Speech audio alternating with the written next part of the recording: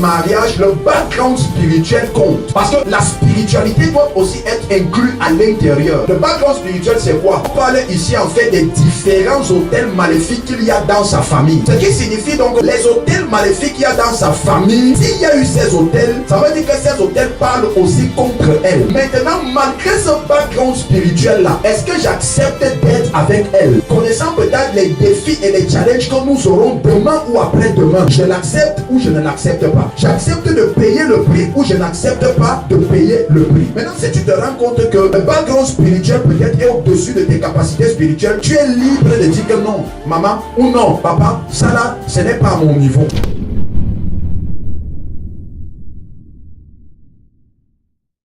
La phase pré-mariage. Nous savons que quand on dit pré, ça veut dire avant. C'est-à-dire qu'on parle ici de la phase avant le mariage. C'est une phase que j'ai nommée la phase des fiançailles. Vous savez, les fiançailles ne sont pas ce que le monde s'est fait aujourd'hui, où on va faire la fête, on va offrir la bague. Sincèrement, ça là, c'est du superflu parce que le domaine des fiançailles va bien plus au-delà de ça. La phase pré-mariage, c'est donc également cette phase qu'on appelle la phase de fiançailles. Et c'est la phase la plus importante dans le domaine du mariage. Si cette phase n'est pas réussie, le mariage ne réussira pas. Retenez ça. Donc, c'est la phase où tu dois gérer avec beaucoup de tact, beaucoup de parcimonie et beaucoup de rigueur. Beaucoup de personnes prennent cette phase à la légère parce qu'on a le vif désir ou alors le désir absolu d'être ensemble. Nous sommes fatigués de nous écrire par message. On veut déjà absolument vivre ensemble. On veut rester ensemble sous un même toit. Et par rapport à cela, il faut que tu comprennes une chose. Ce n'est pas un ange qui viendra du ciel ou alors qui est venu du ciel sans défaut, mais qui n'est rempli que de qualités que tu vas épouser. Mais c'est un être humain fait de chair et de sang qui a des défauts et qui a des qualités. Et c'est justement pendant cette période-là, c'est justement pendant cette phase-là que tu seras même de déterminer si malgré tout cela, tu peux faire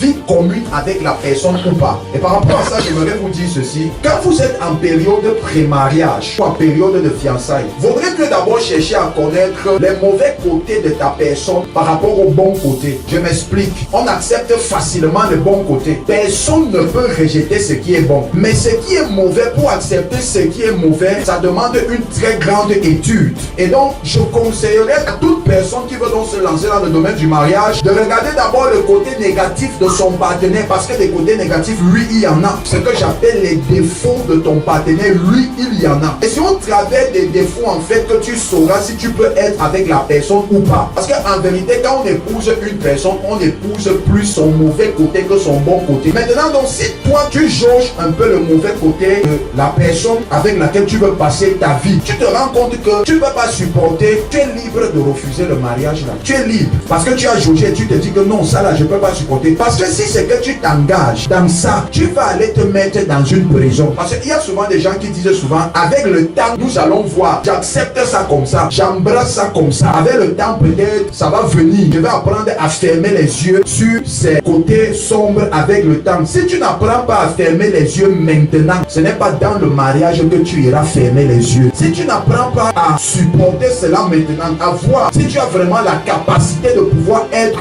lui ou non avec la personne maintenant, ce n'est pas dans le foyer que tu auras la capacité de pouvoir faire cela. C'est la raison pour laquelle je dis c'est une période très importante où les deux personnes vont s'étudier de fond en comble, sauf sexuellement bien sûr, afin de voir s'ils sont à même de pouvoir faire le reste de leur vie ensemble. Il faut bien prendre le temps, ne te brusque pas, ne te précipite pas. Dans le mariage, le background spirituel compte. Parce que la spiritualité doit aussi être inclue à l'intérieur. Le background spirituel, c'est quoi? On parle ici en fait des différents hôtels maléfiques qu'il y a dans sa famille. Ce qui signifie donc que les hôtels maléfiques qu'il y a dans sa famille, s'il y a eu ces hôtels, ça veut dire que ces hôtels parlent aussi contre elle. Maintenant, malgré ce background spirituel là, est-ce que j'accepte d'être avec elle? Connaissant peut-être les défis et les challenges que nous aurons demain demain ou après-demain. Je l'accepte ou je ne l'accepte pas. J'accepte de payer le prix ou je n'accepte pas de payer le prix. Maintenant, si tu te rends compte que le background spirituel peut-être est au-dessus de tes capacités spirituelles, tu es libre de dire que non,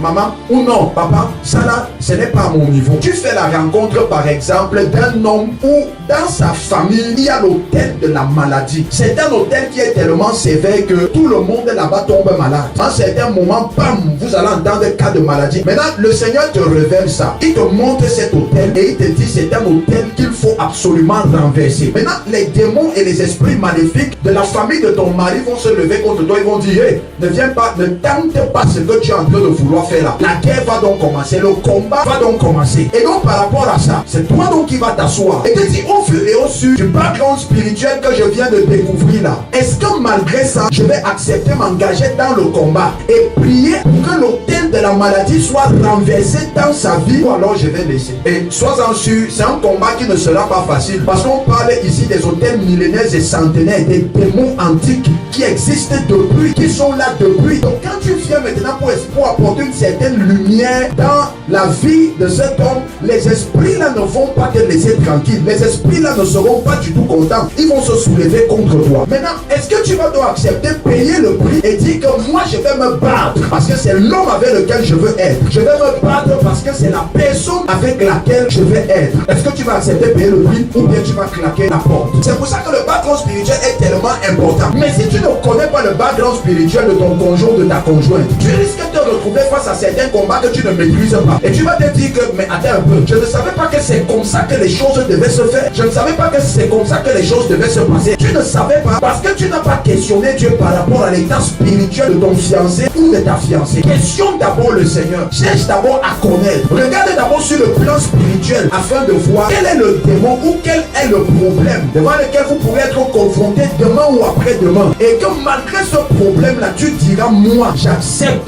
j'endosse ça comme ça. Et nous allons prier et le Seigneur fera le reste.